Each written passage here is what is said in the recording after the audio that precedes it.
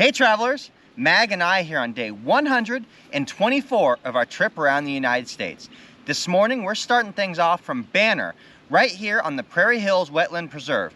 And it looks like it has some beautiful hiking trails that we can go explore back there. But if you think we're actually going to go explore those hiking trails, you are out of your mind. It is 24 degrees out here and freezing cold. All of the grass around us is caked in layers of frost and everything crunches underneath as we step on it. I have no intention of going hiking on a trail right now. And there's not any geocaches out beyond right where we are right now. So there's absolutely no reason for us to go hiking. In fact, today, for our 290-mile route, it is all traditionals until we reach Sullivan at the end of our route. There is no virtuals, earth caches, any of that until we get to Sullivan. Once we're hitting Sullivan, then there's a challenge series that we're gonna go after if there's time. There's a few on the agenda that have good favorite points, plus some TB hotels. And we got a very early start this morning, so there's a good chance we'll even make it there with some daylight on our side. As you know, every single day delivers something interesting. And I've already been through a lot of the central part of Illinois already, so I know this part of Illinois is beautiful. Either way, we're gonna be caching from the car as much as possible because while I don't like the cold, Ai-chan really doesn't like the cold. She gets out, does her business, and wants to get back in the car. In fact, right this moment, the only thing keeping her from going back to the car is the fact that she knows we have to do this intro. But as soon as she sees me wave my hand, that's the signal that she's gonna run back to the warmth. So, without further ado, let's get this trip started. Come on, let's go. Really though, it is a winter wonderland out here. If you look at this grass, it's all sparkling with all the ice crystals on it, right? Which actually makes for pretty cool features because, you know, coming in out of Florida, we don't see a whole lot of this. We only get frost on the grass a couple of times a year. So for it to be the very beginning of November and for it to be like this, it is justifying our decision to continue heading south as quickly as possible.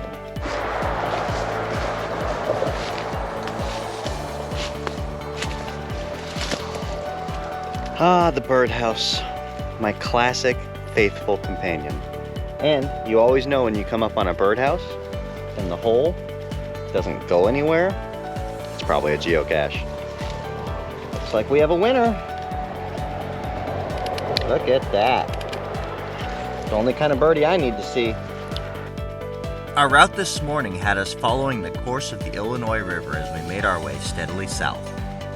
It was definitely a rural drive for the better part of the day as we passed newly harvested fields that were getting ready for the next crop. Not too much to see out this way except for farms and geocaches. Nice just driving through these country roads with my co-pilot at my side.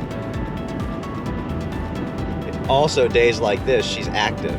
Sometimes she wants to just lay down and sleep all day, but not like today.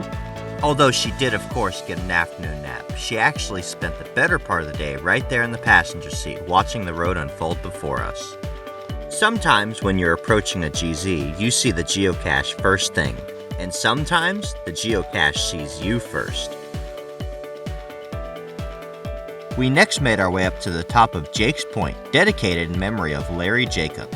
So I do know that there are a lot of geocaches out there who don't really do earth caches because it's a lot of homework or, you know, they don't like the type or that kind of thing. I'm actually picky and choosy with my earth caches. I have a lot on my list, but I've looked at the earth caches and I've kind of seen if it brings you to a spot that's worth going to. Sometimes an earth cache is much more appropriate than a virtual and it still brings you to a great spot. Jake's Point Overlook is a fantastic example of that. Jake was a man of character who was an avid outdoorsman committed to protecting and enjoying Illinois' natural resources. So it makes sense that this place dedicated in his honor would offer dramatic views of dense forests, hill prairies, open grasslands, and rolling hills. Looks like that overnight freeze might have really kind of signaled the end of fall coming up here. That tree's got a nice coloring and leaves on it still, but most of them are looking pretty barren by comparison out here. Coming into Beardstown was actually pretty exciting for us because as soon as we pulled off the highway, we immediately came across a Veterans Memorial. This memorial was dedicated in 2015 with a battle cross consisting of combat boots and an M16, flanked by two figures, a serviceman looking forward toward a potential threat and a grieving spouse holding the American flag. Make sure while you're here to pop in and pay a visit to the nearby Travel Bug Hotel. It's an easy find with a beautiful view looking out over the park from the edge of the Veterans Memorial. Please just keep in mind that it is never appropriate to place food in a geocache. It attracts animals which are very likely to damage the container. Just dump that out and we're all set. Beardstown is one of the older settlements in Illinois, first settled by Thomas Beard in 1819. He erected a cabin along the Illinois River from which he traded with the local natives and ran a ferry. It is another quaint small city arranged around a town square. Abraham Lincoln also helped to build on his reputation as a lawyer right here in Beardstown. But since there were only a few geocaching listings in town, we did not stay very long. It was a short visit and then we were crossing the river to the next county, continuing to enjoy the views as we passed over one farmland to the next. All in all, a very calm, relaxing day out in the countryside. That's close, Aichan. It's close, but you're on the wrong pole. It's this one over here, look. It's this one. This is where the cords are pointing. There we go. Tiny little hanging guy right there. Look at that. That's the fast way to the GZ. But because of that, gotta take the long way. It's funny how an obstruction over the trail can turn what should be an easy walk in the woods into a long deviation. But with some careful choosing of our path, we were still able to make it out to the geocache, which was really just around the other side of that fallen tree. Jacksonville. Man, I must have taken a wrong turn somewhere. I have no idea how I ended up back here. Maybe I'm looking at the map wrong. Fortunately, we corrected our course and got back on the geocaching trail in no time at all. Oh, it's in there all right. Fear not. To every problem, there is a solution. We just need to water this one down.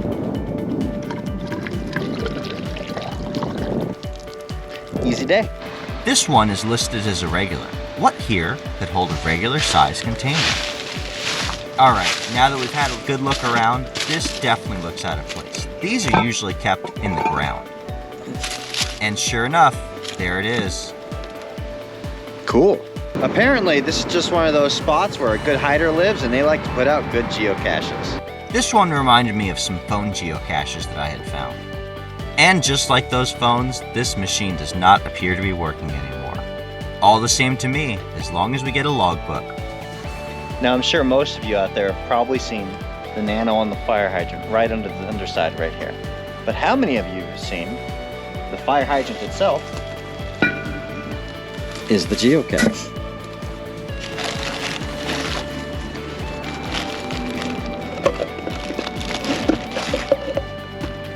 That is a new one for me.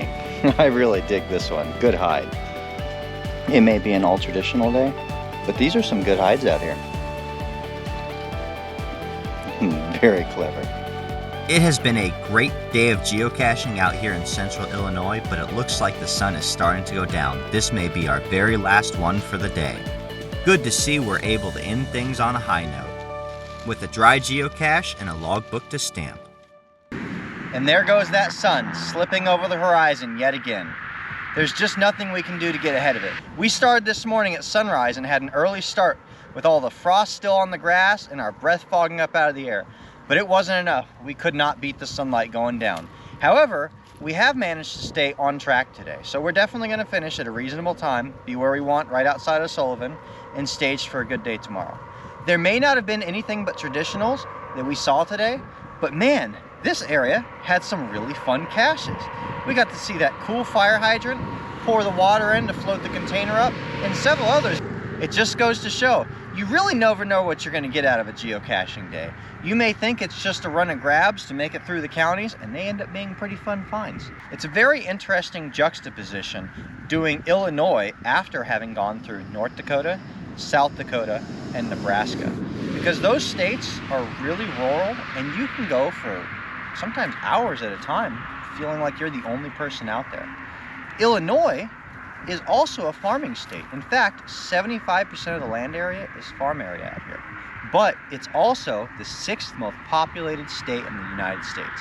So what that means is, even like today, when we're traveling through the most rural areas of Illinois, we never really feel like we're alone. There's always a farmhouse in the distance. There's always cars on the road. We can generally see people, even in the small towns. So yeah, we're still in farming country, but Illinois is definitely not like it was in the Dakotas or Nebraska, especially Nebraska. Talk about a rural state. Man, we had some days out there where we did think we were the only ones. Lastly, and most importantly, I think Aichan and I are adapting a little bit to this weather now. It was a shock to the system those first few days as it got cold here, but we've really got to get used to it. So she's layered up, I've got a layer on, and we're making it work. And hopefully, as we keep dropping south, the temperature will at least be a little higher than it was today. But if not, we're gonna make this thing happen either way. Anyway, we hope you guys enjoyed touring Central Illinois with us and all the great geocaches we got to find along the way. Like this video, subscribe to stay tuned for daily updates, and we'll see you out on the trails.